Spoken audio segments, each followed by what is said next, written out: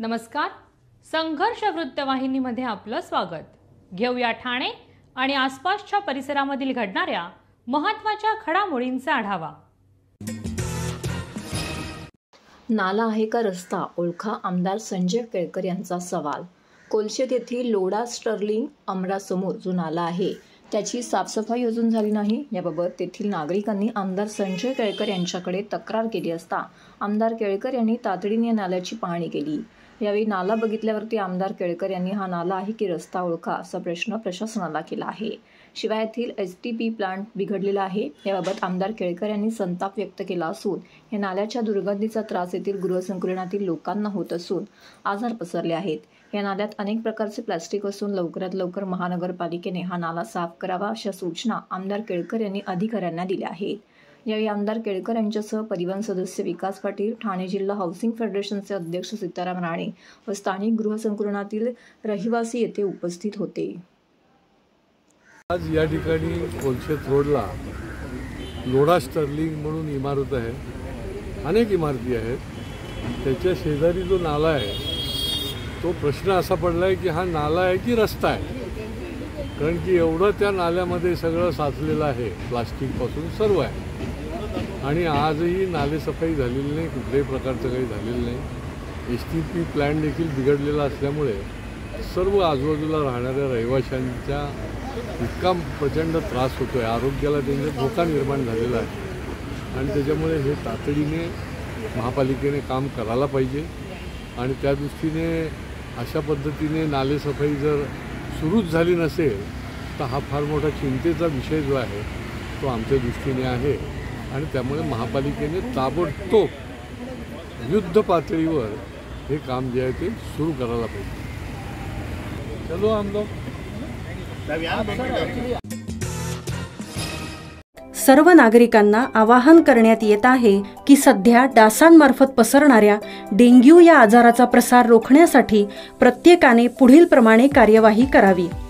Dengue आजार Aedes aegypti हा डास चावल्याने होतो. या डासांची पैदास साचलेल्या किंवा साचवलेल्या स्वच्छ पाण्यामध्ये होते. 8 दिवसांपेक्षा जास्त दिवस पाणी उघडे व साचून राहिल्यास त्यात डास अंडी घालतात. अंड्यांच्या अळ्या तयार होऊन पुढे डास तयार होतात. यासाठी आपल्या घरातील पाणीसाठे उदाहरणार्थ बॅरल्स, पिंपे, टाक्या, हौद, रांजणे इत्यादी दर आठवड्याला रिकामे करून घासून पुसून कोरडे करून पुन्हा भरावे. 1 दिवस कोरडा दिवस म्हणून पाळावा. पाणी साठ्यांना घट्ट झाकणे बसवावीत किंवा जुनी साडी, चादर, धोतर यांनी बांधून झाकून ठेवावीत, म्हणजे डास त्यात जाऊन अंडी घालणार नाहीत. घराच्या गच्चीवर, आजूबाजूला, अंगणात कोठेही पाणी साचू देऊ नये. भंगार सामान उघड्यावर टाकू नये. उदाहरणार्थ टायर्स, प्लास्टिक सामान, कुंड्या, टाकाऊ वस्तू इत्यादी. अशा सामानात पावसाचे पाणी साठून त्यात डेंग्यूच्या डासांची पैदास होते. घरातील कूलर्स, फ्रीजच्या पाठीमागील ट्रे हे देखील वेळोवेळी कोरडे करावेत. लक्षात ठेवा, नुसत्या फवारणीने डास घनता कमी होत नाही, तर त्यासाठी डास पैदास ठिकाणे नष्ट करणे ही आपल्या सर्वांची जबाबदारी आहे. कोणताही ताप अंगावर न काढता जवळच्या शासकीय रुग्णालयात मोफत औषधोपचार घ्या. अशा प्रकारे नागरिकांनी सहकार्य केल्यास डेंग्यूचा प्रसार रोखणे सहज शक्य आहे.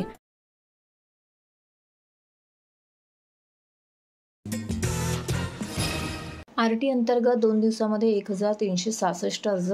ठाणे जिल्ह्यातील 2716 शाळा RT साठी निवडण्यात आल्या आहेत. त्यानुसार 2 दिवसात 1366 अर्ज प्राप्त झाल्याची माहिती जिल्हा परिषदेच्या शिक्षण विभागाने दिली आहे. बालकांच्या मोफत आणि सक्तीच्या शिक्षण हक्क कायद्याच्या अंतर्गत वंचित दुर्बल घटकातील मुलांसाठी अनुदानित आणि विनाअनुदानित शाळांमध्ये 25% ऑनलाईन प्रवेश प्रक्रिया राबवण्यात येते. 2016-17 पासून ही प्रवेश प्रक्रिया राबवण्यास सुरुवात झाली आहे. या योजनेची माहिती जास्तीत जास्त नागरिकांपर्यंत पोहोचवण्यासाठी ठाणे जिल्हा प्राथमिक शिक्षण विभागाकडून गेल्या काही वर्षापासून मोठ्या प्रमाणामध्ये जनजागृती करण्यात येते. परंतु यंदाच्या वर्षीपासून RT कायद्यात बदल करण्यात आले. या कायद्यात बदल होत असल्यामुळे ही प्रवेश प्रक्रिया सुरू होण्यास विलंब होत आहे. एप्रिल महिना उजाडला तरी RTची प्रवेश प्रक्रिया सुरू करण्यात आली नव्हती. त्यामुळे पालक देखील चिंतेत होते, परंतु आता पालकांची ही चिंता मिटली आहे. RT प्रवेश प्रक्रियेला सुरुवात झाली असून 30 एप्रिल या कालावधीपर्यंत पालकांचा आरटीईच्या संकेतस्थळावरती अर्ज करता येणार आहे. जिल्ह्यातून यंदा शैक्षणिक वर्ष 2024-25 या वर्षासाठी 2716 शाळांमध्ये आरटी अंतर्गत प्रवेश घेता येणार आहे. या शाळांमध्ये 36,828 जागा या राखीव ठेवण्यात आल्या आहेत. या सर्व जागांसाठी आरटी अंतर्गत प्रवेशासाठी 16 ते 30 एप्रिल या कालावधीपर्यंत पालकांना आरटीईच्या संकेतस्थळावरती अर्ज करता येणार असून या प्रवेश प्रक्रियेला सुरुवात झाली आहे. त्यानुसार 2 दिवसांमध्ये 1366 अर्ज प्राप्त झाले असल्याची माहिती जिल्हा परिषदेच्या शिक्षण विभागाने दिली आहे. TJSB सौर शक्ती कर्ज गो ग्रीन, करा वीज बिलावर बचत. आकर्षक व्याजदर, 84 महिने परतफेड कालावधी, 80% लोन, व्यावसायिक आणि उद्योजकांकरता सुद्धा. अधिक माहितीसाठी तुमच्या जवळच्या शाखेला भेट द्या किंवा संपर्क साधा. 1800-223-466 आणि 1800-266-3466.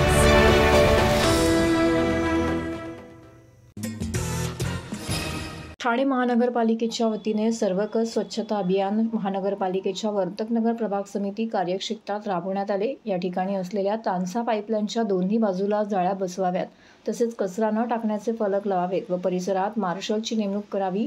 तसेच शहरात रस्त्याच्या कडेला पडलेला राडारोडा उचलण्याचे निर्देश आयुक्त सौरभ राव यांनी संबंधित अधिकाऱ्यांना दिलेत.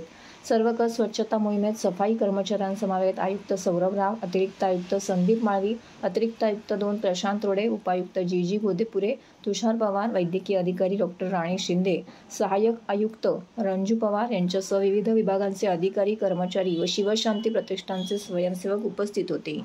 तानसा पाईपलाईन परिसर, उपवन तलाव परिसरात कचरा न टाकण्याबाबत जनजागृती करणारे फलक लावावेत, तसेच सुरक्षा रक्षक नेमावेत. तसेच ज्या ठिकाणी कचरा कुंड्या ठेवण्यात आल्या आहेत त्या कुंड्यांमधील कचरा दिवसातून 2 वेळा उचलला जाईल या दृष्टीने नियोजन करण्याच्या सूचनाही आयुक्तांनी यावेळी दिल्या आहेत. तसेच शहरात ज्या रस्त्याच्या बाजूला पडलेले डेब्रिज उचलण्याचे निर्देशही त्यांनी यावेळी दिले. तसेच उपवन येथील तलाव परिसरातील सार्वजनिक शौचालयाची पाहणी करून येथील सफाईबाबत आयुक्तांनी समाधान व्यक्त केले.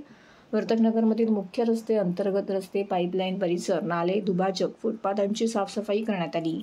उपवन तलाव येथील पायलादेवी मंदिर ते उपवन तलाव परिसर, बनारस घाट परिसर, माजीवाडा नाका ते गांधीनगर, पाण्याची टाकी, येऊर फॉरेस्ट ते रिक्षा स्टँड, वर्तकनगर नाका, वसंत विहार शाळा ते महावीर मिलेनियम, सिद्धांचल क्लब हाऊस ते HDFC बँक इत्यादी परिसरात अंतर्गत रस्ते, मुख्य रस्त्यांची साफसफाई करण्यात आली. यावेळी या मोहिमेत सहभागी झालेल्या शिवशांती प्रतिष्ठान संस्थेसह महानगरपालिकेच्या अधिकारी, कर्मचारी यांनी शहर स्वच्छ ठेवण्याबाबतची शपथ घेतली. तसेच उपवन येथे ओल्या कचऱ्यावरती प्रक्रिया करणाऱ्या झिरो डम्पिंग ग्राउंड या वाहनाची माहिती आयुक्तांनी जाणून घेतली. तर हे होतं संघर्ष वृत्तवाहिनीचं आजचं बातमीपत्र. उद्या पुन्हा भेटू याच वेळी याच ठिकाणी ताज्या घडामोडींसह. तोपर्यंत नमस्कार.